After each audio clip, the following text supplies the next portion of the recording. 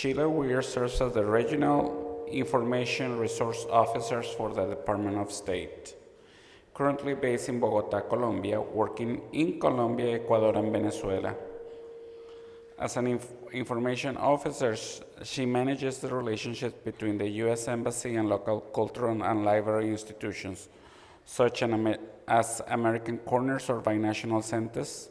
She has worked in Asia through Europe and Africa, and now South America. From 2011 to 2015, she served in Washington, D.C. as Division Chief Applied Technology in the Office of American Spaces in the Bureau of International and Information Programs, working to expand global access to the U.S. And her favorite rock band is the Rolling Stones. Welcome to Sheila Weir.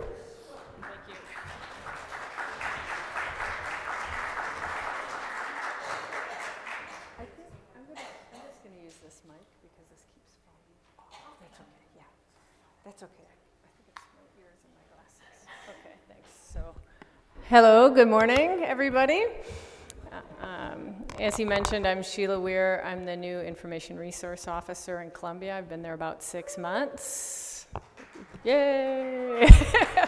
and I'm working with a small region of Colombia, Ecuador, and Venezuela. So this session is in collaboration with the Smithsonian. We were talking about how do we want to talk more about digital collections, and the Smithsonian folks are going to talk after me and then also talk again tomorrow on their specific collections as well as some of the interactive programs that you can use in the binational centers. But what I wanted to do was really talk about some of these other great collections that are out there that you can use for your programming. And a lot of you already do that. I mean, most of you already do that. So this isn't intended necessarily to be the show and tell, but I really want it to be more of an interactive discussion. And if you have any questions or if you can add anything to this, I'd really like you to share your ideas, what collections you've used and how you've used them in your programming. We can't talk about digital collections without talking about one major issue. And what do you think that issue might be? Begins with a C. Oh yeah, there's internet. That has internet, yes. Copyright, yes. So I'm going to get that over with at the very beginning. So that I'm going to talk about copyright, public domain, using audio collections, photos and images, libraries and archives, and then I also wanted to end with more information on medical information, because I know you're branching out to more and more professionals, whether it's through English language learning, whether them coming into your library to use the library, or through other policy programming that you're going to be doing. So I think it's really important for me as a librarian, but also to represent the United States government's access to information. You know, it's a value that we consider a core of democracy, and this is why so many of these digital collections have been coming up. We have an open data initiative to provide data, all of our government agencies to provide data that can be manipulated by the public, but we also have the ethic of any research that's funded by the U.S. government to be made available. Now this is trickling down through all these other collections that are becoming available online. So it's just more and more and more becoming available, but it's knowing where to go to find this, and then also knowing a little more about the copyright and public domain.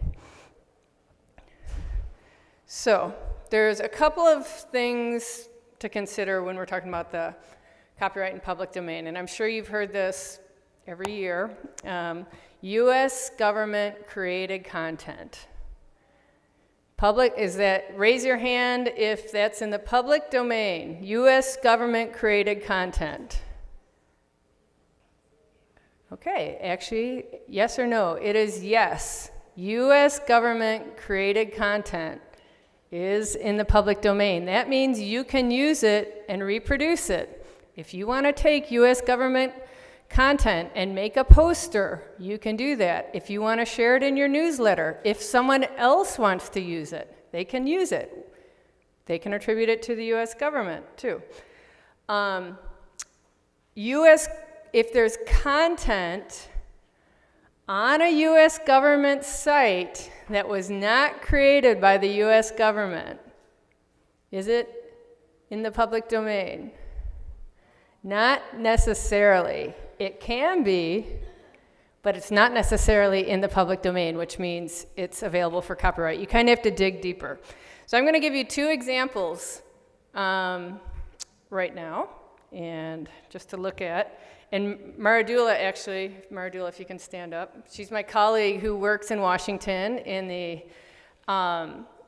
in IIP, and she works a lot with copyright, social media, and she gave me this idea this morning, about an hour and a half ago.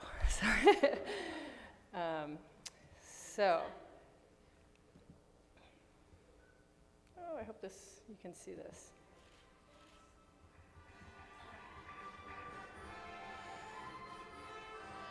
So this is video number 1. I'm going to show you 2 different videos.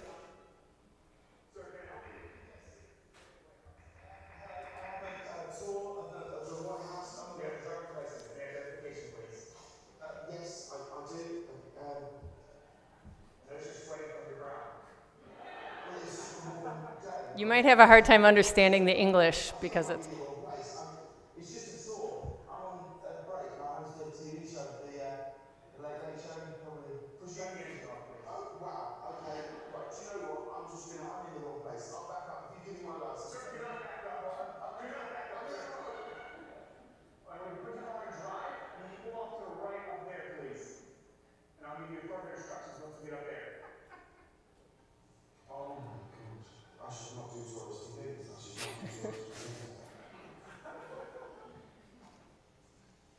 Hey there. I hear you're here from 145 so go for a spin? Yeah. You're going to do the 145 tour? Of course. I mean, you're a special guest and I have a few minutes, so. This is crazy. Okay, well let's take a spin then. Sure. I really wasn't expecting this. Let's see. Let's see, I'm going to try and get her singing.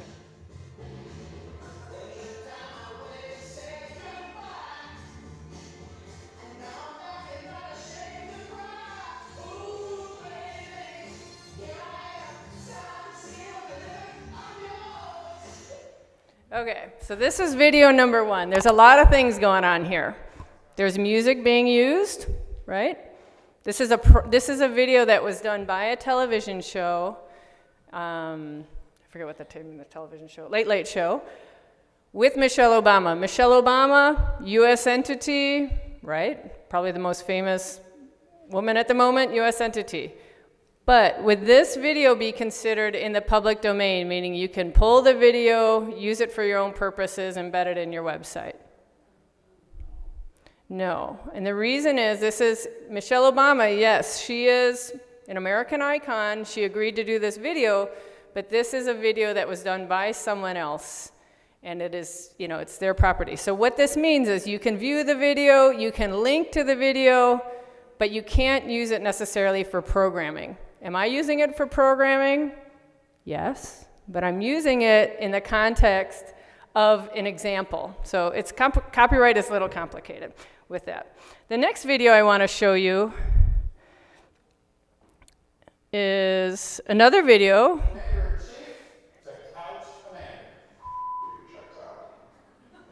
What am I going to do with DC for 2 years? The lunch. I can't go every day, can I? Do what you like better, Leeds or Leeds?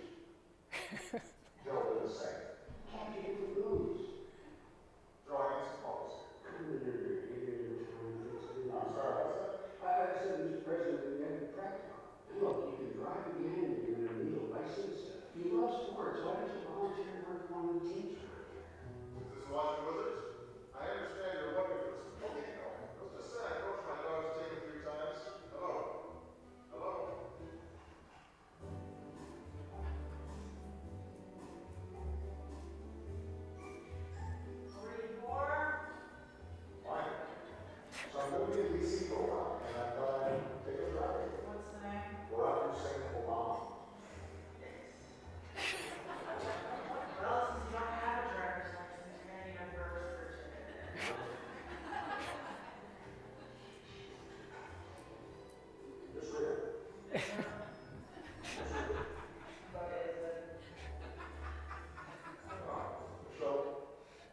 So this is a second example of a video. This was actually produced by the White House. So this is, it's a very delicate situation to figure out what is what, where is what. But this is a White House produced video. It doesn't mean it's available through YouTube. YouTube still has the overarching powers of this video. If this video was on the White House website, then it would be U.S. government content pulled from a U.S. delivery system to use. You can still use this to loop in your American space as long as it's under the YouTube, envelope, thank you. This is a database that is free to use, free to the public, that I would say about 60% of it is available in free text for the science researchers. So this is making medical journals available at no cost through the National Institute of Health. On the right-hand side is what's called Medline Plus. Now, Medline Plus, if you look at the difference in the content in here, on the left, unless you're a physician, unless you're a clinical researcher, most of that information is going to be very difficult to understand. On the right-hand side, they've really broken it down. This is information that is for the public. I have a concern about, I use Zika because it was a easy apropos topic right now, but I have a concern about breast cancer. This would be, what are the symptoms? What are the diagnosis? What are some of the treatments to it? On the right-hand side is the community medicine. On the left-hand side is for the professional research and clinicians. So this was really, my intent with this presentation today was really just to show kind of the smattering of digital collections that are out there, and also to find out how, if you have any other suggestions or how you've used it in programming, I would like it to be an open discussion. The Smithsonian is going to be following me, and they're really going to be talking a lot about these excellent Smithsonian collections. But there's more than the Smithsonian collections, and that was where my umbrella came in here. If you have any comments or questions, I'd be happy to entertain them. Yeah.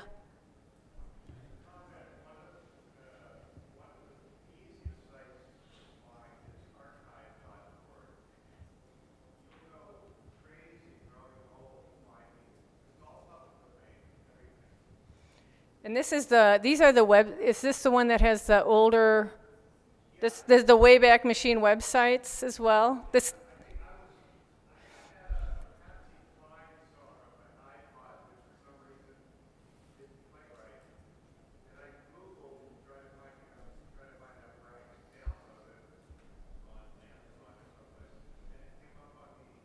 On the archive? Ah, interesting. Okay. Right, Internet, here it is. Internet Archive is a nonprofit library of millions of free books, movies. And I was first introduced to this when it was archiving the websites from years and years ago. So this might be interesting for you if you haven't gone here. You could even check out your binational center. You could put in your binational center name and a year and see if it has archived the progression of your website through the years, or a progression of the White House website, or a progression of presidential campaigns website. Thank you for that. Okay, thank you very much. I'm around over the next couple of days, so I'd appreciate if you have any other suggestions. There was a bit of a scheduling, not snafu, but we just had a bit of a scheduling issue. So tomorrow, there was a schedule that I was going to be talking more about digital collections, but I won't be talking more about digital collections, and instead encourage you to attend the Smithsonian entrepreneurial incubator thing. So, okay, and I'm going to turn it over to my Smithsonian colleagues. Thank you very much.